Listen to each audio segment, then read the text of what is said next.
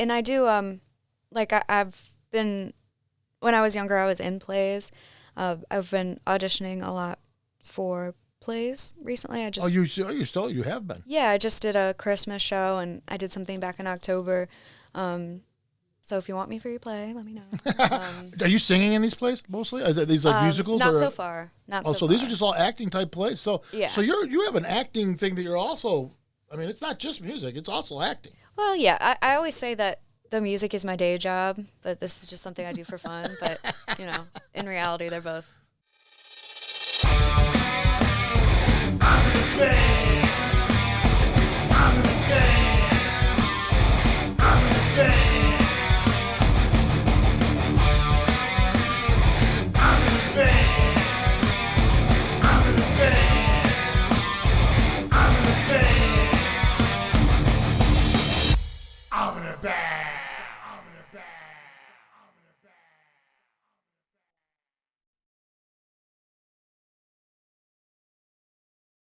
And welcome back, everybody, to another episode of Level Up Cleveland.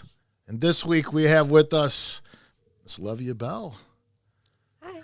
Say hi. Hi. So Olivia is basically like a singer-songwriter, plays guitar, vocals. Mm-hmm. She's also involved in another band, which we'll talk about also. Mm-hmm. But thanks for coming on. Thank you so much for having me. Not a problem. You made it down here. It's a little snowy today, so it's you made it through everything. I'm a little worried about today, everybody making it, but you made it no problem. Yeah. Good. Yeah. Good. You where you normally from? Akron area as what? Mm-hmm. So are you still living in Akron?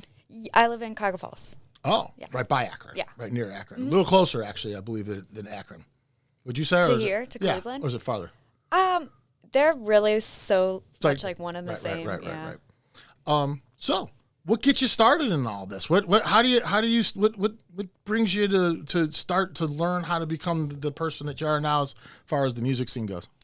Well, I definitely have to credit my entourage today, my dad, who's here. Dad's here with you too. He really, his favorite story to tell is that my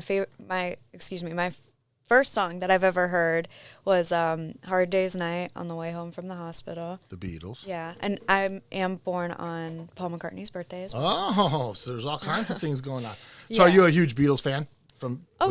Yeah.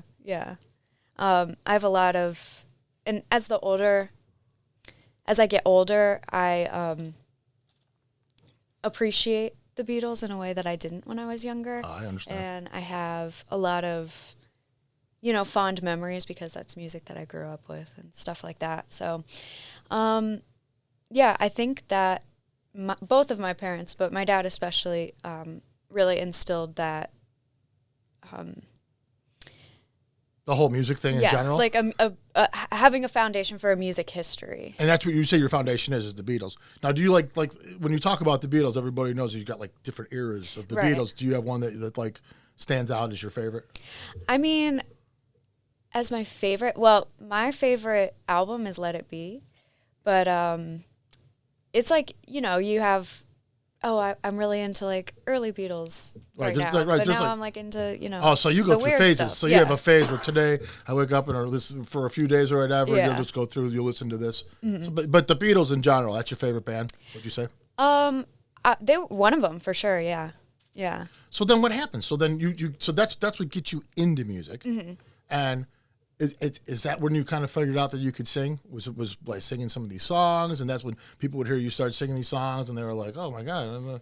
How does that start? Well, I kind of learned how to sing by imitating other people, and other people that I liked, like pop stars or whatever. Like growing up, I was also really into like Miley Cyrus and Hannah Montana, stuff like that. So I kind of like tried to emulate how those people sang.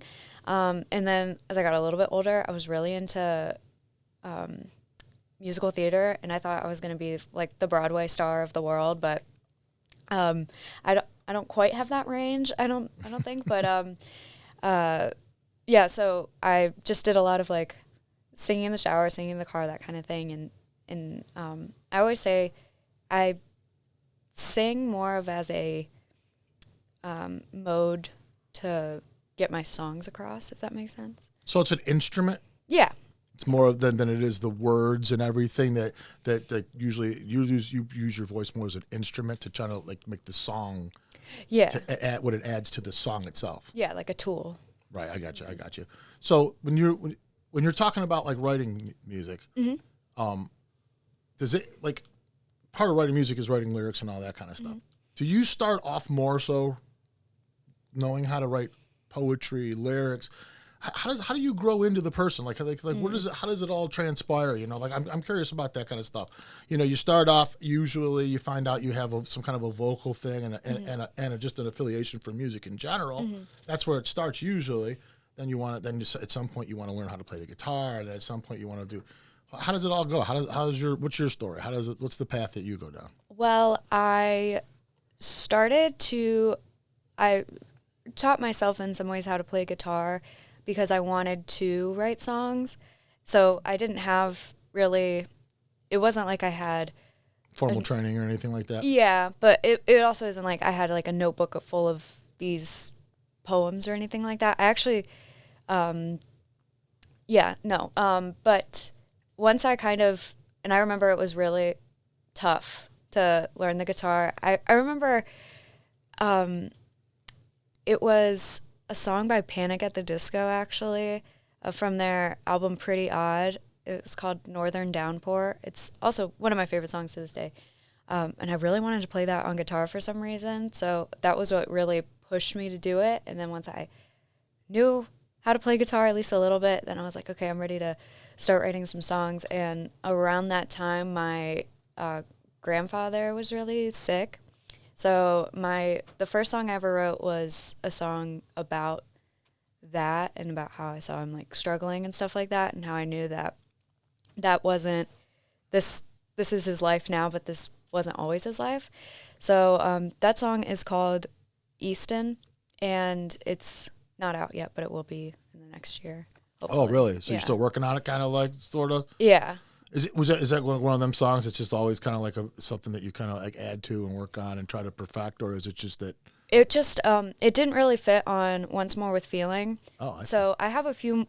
I have a few, like a handful of other songs that didn't quite fit on that project, but are still in that vein that I'm putting together something for, and that's going to be on that. I see. So the stuff that you have released is just some of the stuff that you actually have written. You have stuff that's in the bank already you're just kind of sitting on. Now, do you play out ever? Do you get out and play and stuff? Oh yeah. So when you do, you bring out all these songs. Would that be safe to say? Even the ones that you haven't released, those you'll play live. Yes. Yeah. You got to have stuff to play, right? I mean, you got to have songs to play, right? Yeah. Yeah. I play, especially if I'm playing a show solo, then that's usually where I'll pull out. Like, I have some songs from this project that's going to be coming up, something called Laughing Place and another one called Playgrounds, Bruises. Those are some songs that the audience will hear soon, but unless you come to a show, you're not going to be able to hear it yet.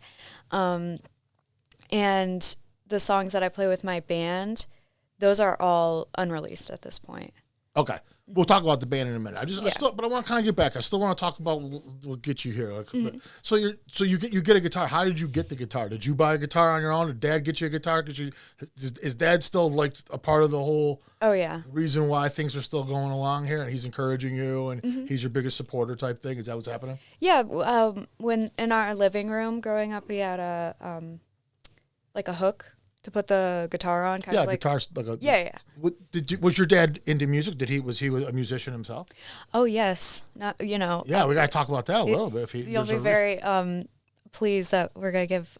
He's in a band called Kaleidoscope. That's Kaleidoscope. Oh, 3 words. Collideascope. I got it. So what kind of music is that? Like rock. Yeah. And it's kind of funny because when I go back and listen to his songs, they're so like, especially the earlier stuff when I was a lot younger, they're so ingrained to like my like being. Yeah, those songs were so well. And it's so funny that nobody, no offense, but nobody else knows them. And I totally get that. They're so like I know like every line of it, and yeah. But does it ever influence you sometimes? Do you hearing your dad's music? You think it's influenced you yourself as a songwriter a little bit? Absolutely. And you can check out Kaleidoscope on streaming platforms. There's a song called that my dad wrote called Nothing at All. And beautiful. That's on their second album. And I have such songwriter jealousy over that song. Really? Yeah. You always would it be safe to say you don't think you've written your best song yet? It'd be pretty safe to say that there's still oh yeah, absolutely, better songs coming out of you in the future. You still got a lot. I hope so. Yeah. Always room for improvement. So you learn how to play guitar. You say you learn how to play guitar just by picking up a guitar and hearing a song and figuring it out. Now, did you have any help from Dad, or did anybody help you learn some chords, or how do you, I mean? So you did get a little bit of help, just a little nudge in here and there, and then from there you were able to pick up the rest of it. Yeah. Okay, I get that. That's it. I have I'm lucky enough to come from a long line of musicians, and some of my favorite memories are on my mom's side. My mom played guitar growing up. Wow. Well, I never really saw her play guitar, but she did play guitar before I was born. And on her side of the family, for holidays and stuff, we have some really talented people in our family. And my cousin is, his name's Khalid Tabara, and he was in a band from Youngstown called The Zoo for a really long time. Now he's actually out in L.A. making a lot of money. Oh, nice. But yeah, he's a big influence on me as well. We actually cover the Zoo song Sleazy a lot. So you have people who are actually in the music business making a career out of this, who are supporting you, and you thrive, that helps you want to do this thing, probably, right? That gives you a lot of motivation. Yeah, and they've given me a lot of, he and his wife, they have a project called Money Cat, and they've given me a lot of tips and things on how to promote myself and do this, don't do this type stuff. Yeah. Well, that's really good. That's handy stuff to have, right? Yeah. Not everybody has that kind of thing, and I know. That's nice. But you also have the pedigree, though. You're saying that you actually have the genes that come from all this musical background and everything. Yeah. So basically, it's safe to say, from a very small person, you were constantly being exposed to music constantly, even if you didn't recognize what you were being exposed to. So it's kind of turned you into the person that you are now. Mm-hmm. So as a writer, okay, how often do you decide to pick up something and start writing something? Does this happen a lot, or is this a moment that it's usually at this point now I will have something that I'm gonna write about, one of my songs that we play with the band, it's called Freddie Prinze Jr., and I really liked the idea of having an actor's name as the song, and I was watching a lot of I was going through a phase where I had just inherited this VCR, and so I went to Goodwill and I bought all these VHS tapes, and I was watching a lot of movies like that from that era of Breakfast Club, all that kind of stuff, and then 10 Things I Hate About You, Bring It On, all those 90s rom-coms, and She's All That was one of them.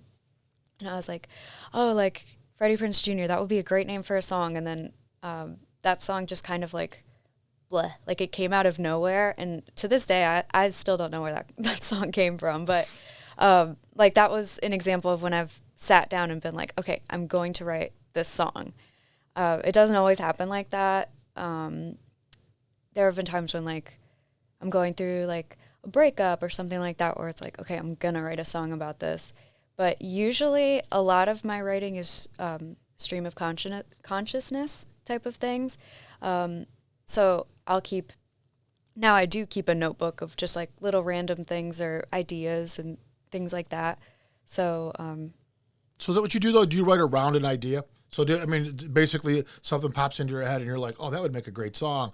And then, so now you have the idea formed. So now you just kind of build off of that. Yeah. And then I can go through my notebook and I'll have oh, this would work with that, and oh, that rhymes, and yeah. So you're a pretty young girl. So your high school was just in your rearview mirror. Really, it still is. I mean, you're not really. It was. Were you doing a lot of this stuff through high school and everything too? Like, I mean, so you were playing and stuff. Were you a pretty popular girl in high school because of this? Oh no, absolutely not. No? I just kind of those years were kind of my time to. A lot of my back catalog comes from those years, like Easton that I was telling you about earlier, and a bulk of the songs that I play with the band. Also, pretty much everything on Once More with Feeling came from like that time. So I wrote a lot. I was very shy, very introverted during high school, but I did play coffee shops occasionally. So I would do Nervous Dog and Stowe, and I played Musica once. And what okay, so you're real shy in school, but eventually you have to break this shyness or you can't do what you're doing now, right? Eventually something happens to you where you're like, you know what, this isn't as bad as I thought. I'm not, I don't need to be so introverted. I can express myself and it's okay. Yeah. How does that happen to you? What happens? I think doing those coffee shop shows and stuff like that really helped a lot. Build confidence? Yeah. I was actually, for a very, very short period of time, I was in a band in high school called Autumn Bound, and I was the bass player. Really? I do not know how to play bass, so if you gave me a bass guitar today, it wouldn't be a pretty sight. But yeah, so I guess I tried, but I was really, really like painfully shy back then. I don't know if it's just getting older and, experiencing more things and realizing that there's just not as much to worry about as you thought maybe at one point. Yeah. So when you play these coffee shops, do you still do stuff like that now? Are you still involved in going to those kind of gigs too? I mean, is that what you're doing? Is it more of a low key type thing, or where do you play? Usually when you play out? I haven't done a coffee shop in a long time. I actually would really like to get back to doing that. It usually at this point for the past 2 years I've been playing with the band consistently, so it's. So when you get out, it's more with the band than solo? Yeah. Okay. So if they can't make it or something like that, then I'll go ahead and do solo. Or if it's more of a acoustic geared setting or show, then I'll do solo. But my solo appearances are becoming more few and far between as the band progresses. Is it a fun thing? Is that what it is for you? Is it more so like you're having more fun with the band, so it kind of has been taking more precedence because it's just more fun for you to do it with more people? Yeah, a lot more fun to have. And it gets the crowd more engaged too because it's more exciting music, I guess. Because when I play acoustic, it's just kind of like it can get sad. So so at some point you formed this band, okay? And although you're Olivia Bell, when you name this band, it's called Olivia and the Bells. Correct. How do you get the other members to agree to that? It's funny because I've given them. Well, I started out working with a young man. His name's Jude Lewis. Shout out Jude. He was our drummer for a while, but I met him through a mutual friend, and he had a bunch of this equipment, like recording equipment and stuff. So he was like, "Hey, you should come over, like, I can help you record, like, a demo or whatever." I was like, yeah, okay, cool. And I showed him Freddie Prinze Jr., actually.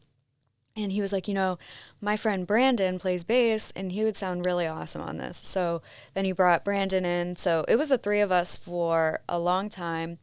And then they have a friend named Jack, who's really talented guitarist. And I was like, hey, why don't we get Jack in here? So Jack joined the band. But the name, I was going by Olivia Bell, and then one day I was like, wouldn't it be kind of funny if, we played this show that we have coming up, if we bill it as Olivia and the Bells, since you guys are here. And they were like, oh, we love that idea. That's so, yeah. I was like, okay. And I've given them opportunities like, do you guys want to change the name? Like, we can. And they're like, no, we love the name. I'm like, okay. That's great, though. Yeah, it's good for me. I love, And the band operates basically where you're still writing the music too, or does everybody get any? You write everything? I write the bulk of the music. I guess the bones of the music, like the So lyrics. you come in with all the ideas, and then they can kind of build on it if they have something to offer. Yeah, but I really, for a while I was like, I don't want a band. I just want a backing band. But now, I mean, Jack and Brandon are so talented that I really am like, I want them to have the freedom to do whatever they want to do with. Do you feel like it's a waste if you don't let them add something because of their talent? Oh, they're both very talented, and they're good. Like they have good ideas. So I definitely try to leave the floor open for like things like that. So would you say it's safe to say that you're basically just evolving through this entire thing as you work your way through all this and learning as you're learning? Because this is so much to learn. There's just never ends as far as music goes. And you start off, I play guitar. I like the Beatles. I like this. But as you're meeting people and as you're moving through this thing, you're like, you know what? I like that, but this is actually, I like this even more. And it's taking you into some directions maybe you didn't even know you was going to go into. Would that be safe to say? Yeah. Absolutely. So that being said, the future of you, do you see more so with the band? Is that what was it your focus? Like when you're thinking about music right now, is it the band? Yes, but I still am always doing stuff that I'm like, oh, I don't know if the band would, I'm still always, is this right for the band? Yes. Well, and I can tell you're like that because you were just talking about that one song and you were like, it wasn't right for this album. Mm-hmm. So if you're thinking that much into something where you're like, well, these songs all have kind of this common thing. This one's kind of like which one doesn't fit type thing, right? And so you when you even recognize that, you really look deep into what you're doing here. And right? Would that be safe to say? Are you the same thing when you're writing your music too? Are you somebody that you write the music, you write the song, and then you just nitpick the hell out of it, and it's kind of, you're always like, and then at some point you just got to be like, all right, that's it, it's done. Yeah. Is that how you write? Oh yeah. Are you spending all your time thinking about music? You don't think about anything else? Is that safe to say though? Are you somebody that really, like, music is just like so consuming? I mean, is it all consuming?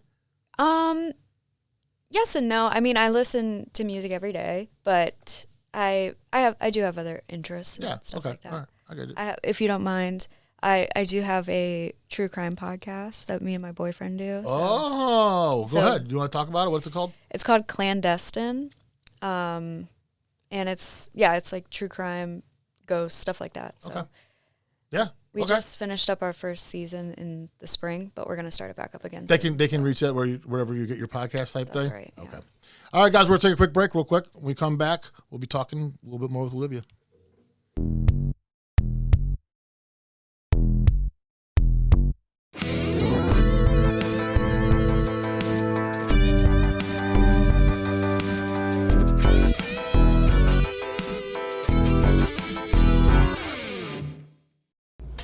Hi everybody, it's DJ Terry from the Homegrown Hit Show on 216 Beat Radio with your list of shows for the week.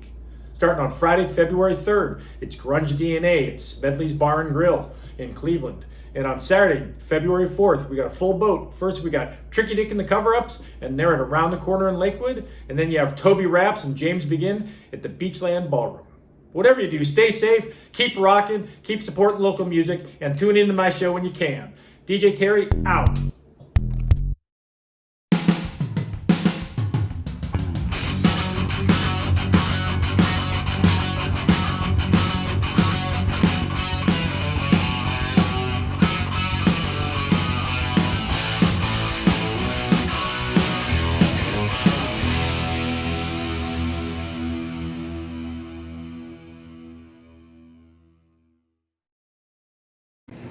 Hi guys, this is Tyrone again with Jen and Ty's Mom and Pop Stops. This is Andy. And look what we have here. Tell us about that.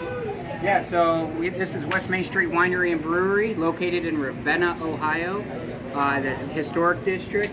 And we actually make all of our own wine, beer, and cider in-house, right downstairs in the basement. This is a veteran-owned, family-operated business. My dad makes all the wine, my mom does all the paperwork, and I make all the beer. Okay, over here, Jen. See, this is Mom. she's the doll baby here. I've had everything here, including, who is this little guy here? That's called our Satan's Piss. It's made with 3 different peppers, Carolina Reaper, Scorpion, and Ghost peppers. It's super hot. Oh, yes, it is. I've had the honor of going down in the basement and watching him do this. It's amazing. I don't know that I would have the patience to do it, but it looked like fun watching. I don't think I'd like to do that. They also have food now. They have pizza. What else? Do you have anything else? Yeah, so we do pizza, 12-inch pizza, 8-inch pizza. We do flatbreads, margarita pizzas. We also have like barbecue chicken, and we also do pretzels, and they're really super And the good. cheese? Those are really good. Cheese Awesome. dip, yeah. Well, I'm not going to tie you up. We're going to send this off to Level Up Cleveland. And thank you guys very much. Yeah, thank you. Appreciate it. And we are back, everybody, with Olivia Bell. And Olivia, what I want to talk about a little bit now is basically the band and that aspect of things, because I think that's kind of like, sounds like that's really where you're headed, that you're going in that more in that direction. So first thing I'd like to do is I'd like to find out who some of the people are in the band. Who are the people that are in your band? What's their names? And tell me a little bit about them. Okay, we've got Brandon Kaiser. He's on the bass. He's a monster on the bass. He's so good. And then Jack Curvin plays lead guitar. And we are introducing soon my beloved, my boyfriend. He's going to be our drummer.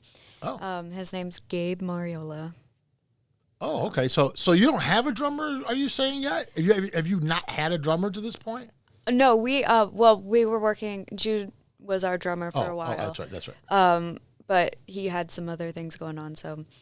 So just a small disruption because the boyfriend's going to come in and Yeah. pick up the sticks. Yeah, and Gabe, he's really talented on the drums, but the only problem we were running into was he doesn't have a kit, so he has to get one. That does. Well, that can cause a real problem Yeah. for the band. So we have a place to practice, we have equipment, but we just got to get that kit, and, I don't know if I'm allowed to say, but the holidays are coming up, so, Well, you're allowed to say it. Well, I don't know, whenever it comes out, but we're waiting until after the holidays and everything. So in the new year, we're gonna get to practicing and start playing out full band.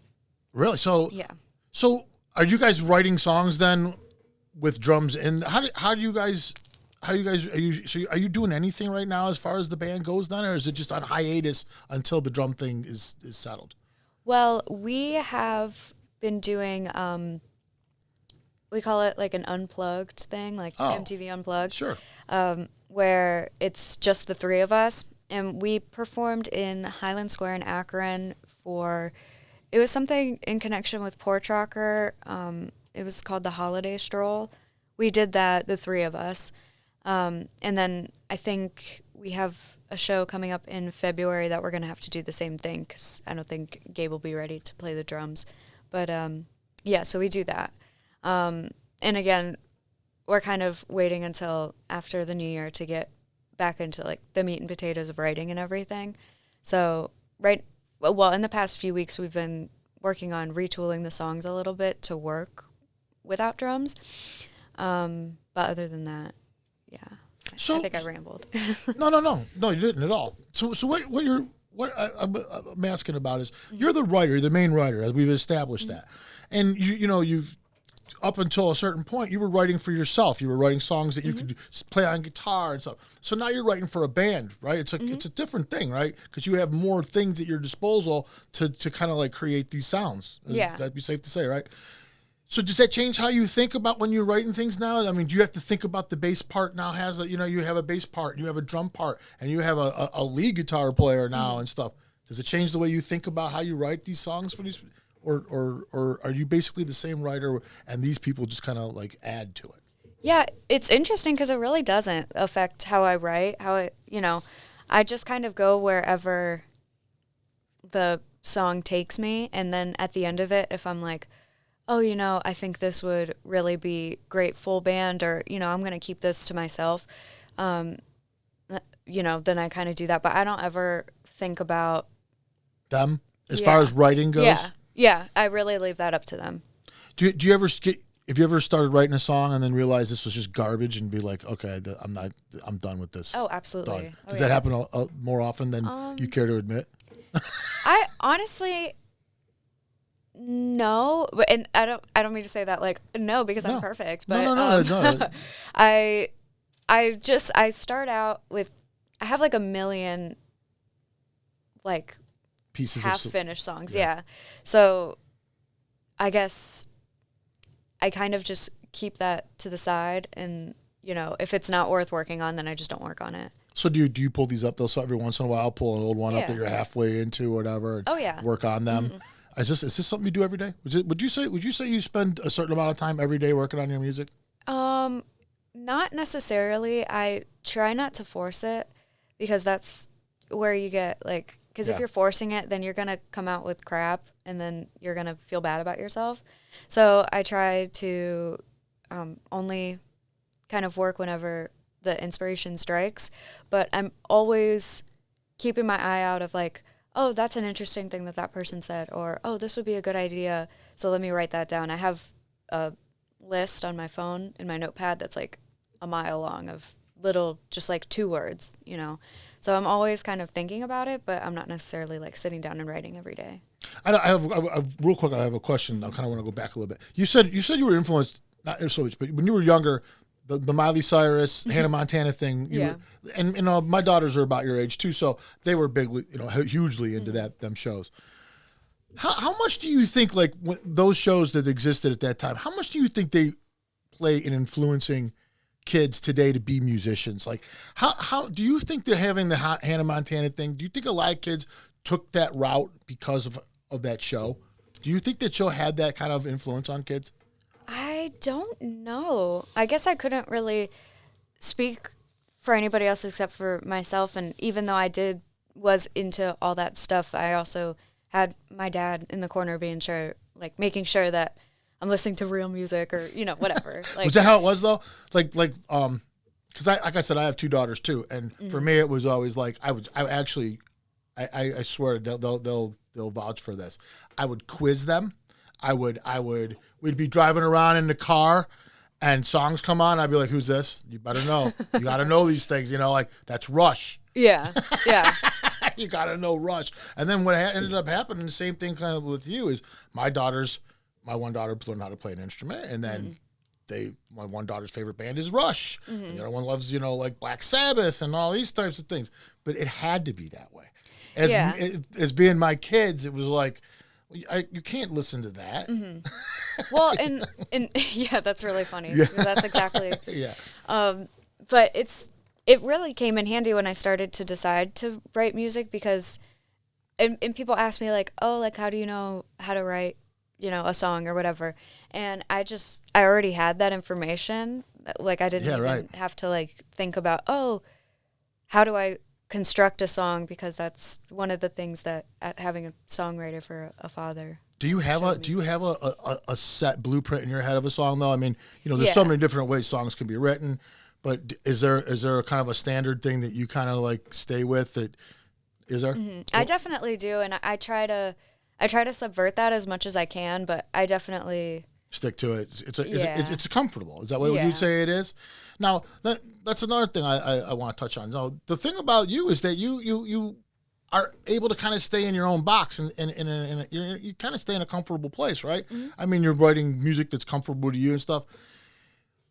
Do you ever just feel like you need to be pushed a little bit somewhere? Did it ever come across to you that because let me just put it to you like this: we have a lot of musicians on here, right? Mm-hmm. And they're doing kind of what you've done for so long, and then all of a sudden they get involved in a project where they got to go outside of that box. They got to learn somebody else's part, or they got to learn something else, and now they have to better themselves. Mm-hmm. Basically, they have to improve themselves in order to play this stuff, because before they were kind of staying inside that box.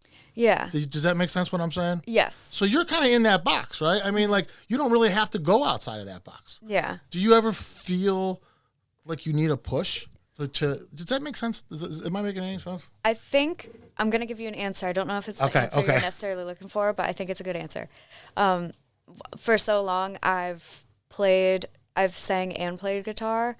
So when I have the full band behind me and I don't have a guitar, it can get, like, I don't necessarily get, like, nervous going on stage, but that's when it can get nerve-wracking because it's like, oh, where do I put my hands? Like, like it's weird. Like the blankie type thing, right? Yeah. Like you just feel like it's so used to being there that all of a sudden it's not there and you just kind of feel awkward. Yeah, and there's that pressure of like, it's nice because I get that like alleviated pressure of playing the guitar and not, I don't have to worry about messing up playing and I can just focus on singing. So that's nice. But then it's this new pressure of, I have to like actually. There's a stage presence now, right? Yeah, right. You got to do it. So are you working on that? I mean, is that something you've been thinking about more so now that you're kind of moving into that direction? Oh yeah. Is this something that you start watching other people, what they're doing and you're like, would that be safe to? Yeah. And a big influence on me in general, songwriting, but especially in stage presence as well, is this artist named Samia. She has a very unique like stage presence, and I really try to like not necessarily like copy, but like emulate her kind of vibe as much as I can. Well, I mean, you said earlier that you were kind of like getting involved in the Broadway type of thing too. So that means that you probably have some dance steps that you were able to do too. Is it safe to say that you were doing some dancing? I did dance growing up. Yeah, I did ballet as a little baby, and then as I got a little bit older, I did tap for 2 years. I did jazz for 1, and not to brag, but I am certified in Chiquetti 1 ballet. But all of this was about 15 years ago. Yeah, but still, but I would think that this kind of stuff that could benefit you in what you're trying to improve with on stage. You have this fluent type movement about you and stuff that you've learned. Yeah. So, I mean, is that helping you, or would you say that the fact that you did all that, is that kind of helping you transition? Yeah, and I do, I've been, when I was younger, I was in plays. I've been auditioning a lot for plays recently. You have been? Yeah, I just did a Christmas show, and I did something back in October. So if you want me for your play, let me know. Are you singing in these plays mostly? Are these like musicals? Not so far. So these are just all acting type plays. So yeah. So you have an acting thing that you're also. I mean, it's not just music; it's also acting. Well, yeah. I always say that the music is my day job, but this is just something I do for fun. But in reality, they're both. They're both just for right now until something else happens, basically, right? Yeah. What's your plan for that? Do you have one? Are you just one of those artists that's just out there? I'm just going to make music, and whatever happens, happens. Is that basically the plan? Yeah, I mean, I don't want to. I guess I don't know what the saying is, but if you don't have like your expectations too high, you can't be disappointed. So I don't kind of temper everything down a little bit. Yeah, I mean, I love it and I do it, but it's just for fun. And if I were to blow up overnight, like absolutely, I would love that. Right, that's the ultimate. Yeah. Dream or whatever you want to look at it, but basically you're just doing it for the love of the music, basically yourself. Yeah. Do you ever like, as far as like video goes and getting yourself out there, as far as the image of you goes more and stuff like that? Because I think that like today's world, that's just as important as the song almost is people getting to see you and stuff like that. Are you guys talking more about along those lines also of being more visual, getting some more visuals out there? What about doing like a music video, that kind of thing? We're absolutely so my kind of timeline, and I'm going to circle back to what you said, but my kind of timeline for this next year is I have a solo EP, kind of a continuation of Once More with Feeling that I'm going to just kind of put together in my own time and, do that. And meanwhile, keep playing out with the band, and we're hoping to record an EP or an album, ideally an album, by the end of the summer. Get that out. So once the band, things start moving, we get a single going and everything, we want to, we have some people that are kind of on the back burner that we want to work with. So, we have that. And then I have, I don't know if you saw, but I have 2-3 music videos out already. But those are just, you performing, basically, fun right? little things. Well, I mean, we have a music video for Freddie Prinze Jr. It was just me and my cousin. We recorded it in my apartment. But it's you know, it's kind of fun. The recording quality isn't amazing, which is why it's not on Spotify anymore. But if you still want to hear it, it is on YouTube. We have the music video. But then I did with her as well. Her name's Sarah Manier. We did a video for Emotional Support Animal as well. So I want to touch now. You just brought up what you'll be working on, and everything, and Once More with Feelings. What that was an EP that you put out. Mm-hmm. So let's talk about that a little bit because I want to get into the music now. Yeah. We've learned who you are. Let's talk about enough about me. Yeah, let's talk about what you do because that's why you're here to begin with. So what was that? One of the first things you did was put this EP out, or did you put singles out before you put that? Because you put some singles out also. We'll get into that also. But was this one of the first things that you had done?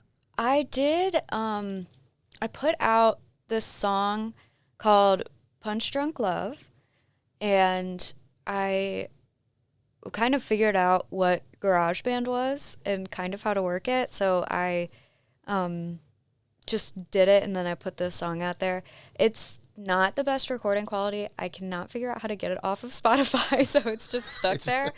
But I mean, some people like it, so I guess that's fine. I did a new updated version of it on Once More with Feeling. But everything on Once More with Feeling, I recorded and produced everything myself on that, with the exception of the piano.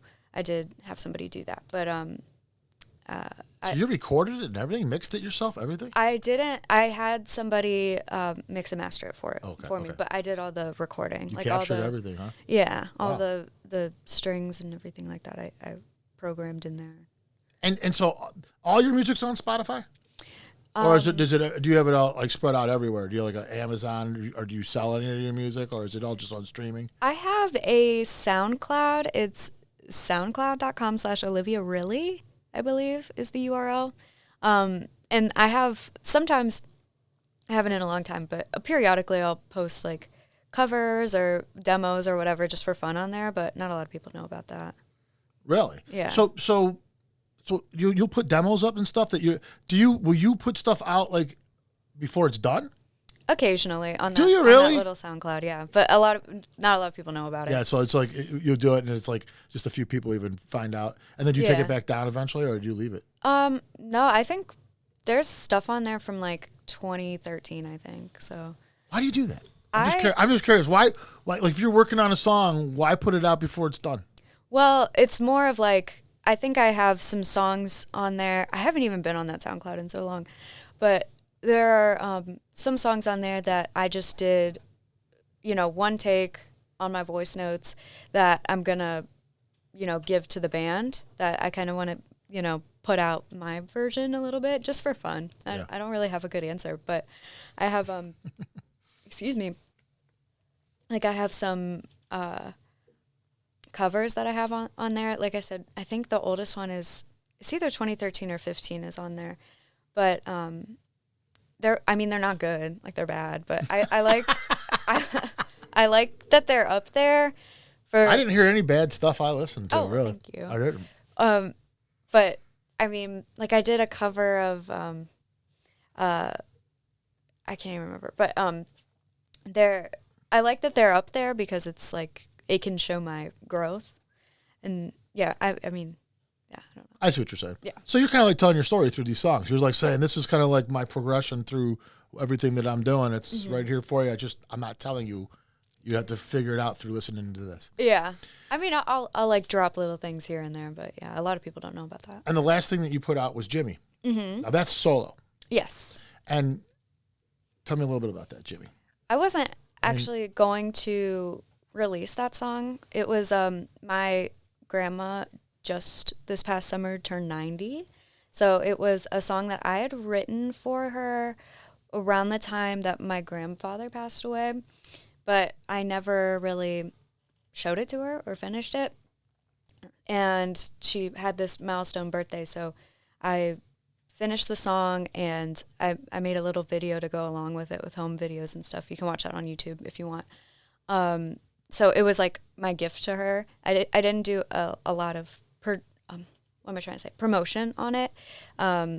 because of that, it wasn't even going to be an actual Right. release, but It's more of a personal thing. yeah, but I mean, I had it done and I'm proud of it. So So you started with Grandpa, and the last thing you've done is Grandma, right? Would that be safe to say? When we Yeah. tell you your whole story, that's really where you're at right now. yeah. Excellent. So we got to start watching out for Olivia and the Bells because that's really what's going to be. That's what you're going to be doing. Yeah, and we're gonna if you don't mind me saying, we are going to, once we get some full band recordings out, I'm going to be launching a separate Spotify page for all that, and I'll be launching a website soon because I know it is confusing because it's Olivia Bell, Olivia and the Bells. Well, if you have a website, you so- could actually split it on that one website too. You could actually have two different things and Yeah. not be as confusing, I guess. Yeah, But still, I mean, it's still you, right? It's all you. yeah, Either way, you and your friends with the other one, and it sounds like that's going to be good. You got. It sounds like you got good musicians. As long as you and the boyfriend. yeah, yeah. Anyways, thanks for coming down. Thank you so much for having me. It was a very, very pleasant morning. Real quick, I do want to say real quick. We got a minute. I want to talk about your dad real quick. Oh, He yes. said he was. We were just talking about him at the break. Kaleidoscope. There's going to be a cover album coming out pretty soon, right? Yes, in the spring. Yeah, watch out in the spring. So watch out for that. And I'm featured on the cover of Feel a Whole Lot Better. That's right. She's on one of the songs, and that's Kaleidoscope. 3 words. Collide. No, it's one word. It is. Yeah. Oh, they just you put the whole thing together like Yeah. that. Okay, I got it. So it's one word. Yeah. Don't listen to me. But with a C, Kaleidoscope. I got it. All right, that's it for us. Thank you so much, Brian. Not a problem. Thanks for coming down. We'll see you guys next week.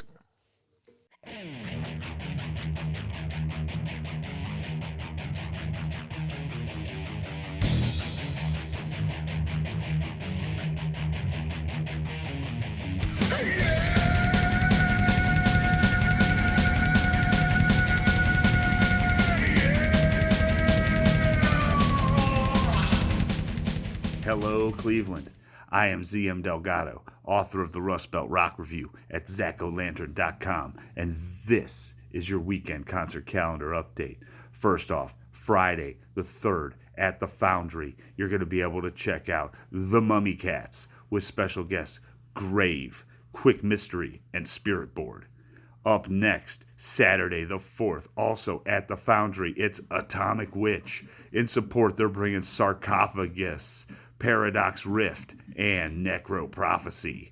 Finally, the big event of the weekend, Sunday the 5th at the Beachland Ballroom and Tavern, it's Shotgun Bowl. This is the headlining event provided for us by Olathia. They will be debuting their new video for the song Shotgun, as well as giving us a performance. In support, they have, wait for it, Cleveland, Lady Beast, Wraith, Storms of Tomorrow, Assault, Bessemer Saints, Lower 13, and Galactic Reptile. That's right, Cleveland. 8 bands, one afternoon at the Beachland. I hope to see you there. Until next time, Cleveland, rock on, and let's make sure we support our scene. We'll see you next time.